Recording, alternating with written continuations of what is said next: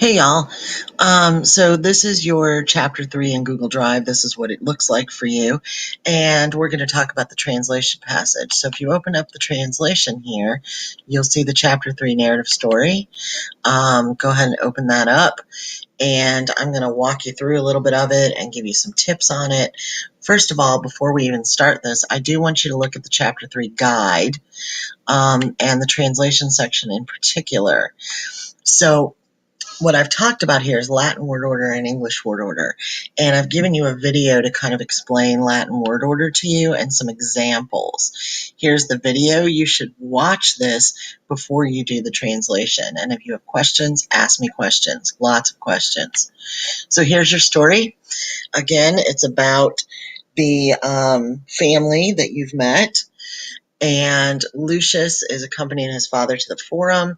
In the forum, they meet a couple of old friends, two soldiers who are named Maximus and Pugnax. Those are their names. You don't have to translate them as anything. Lucius, the dad, remember Lucius is the dad and the son, served in the military in Egypt together. There's some boldface words in the text with parentheses after them, and those are the meanings. You're given your chapter 3 vocab. This is from your vocab list here.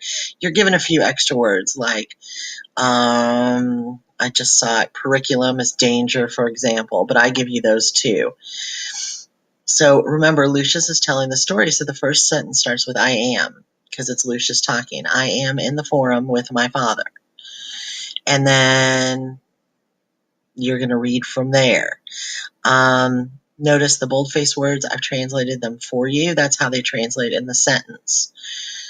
So, for example, salutat does not mean salute, it means greets. So, who's doing the greeting? Well, here's your nominative noun, it's father. Father greets, that's salutat. Who does he greet? Multos viros, and so on. When you get to the end of the story, ask me any questions you have. Here's where the story ends. There's some extra words here. Most of these I've already put in the vocab for you. It tells you here that Maximus's name means the greatest and Pugnax's name means fighter, but don't translate them as that. Just call them Maximus and Pugnax.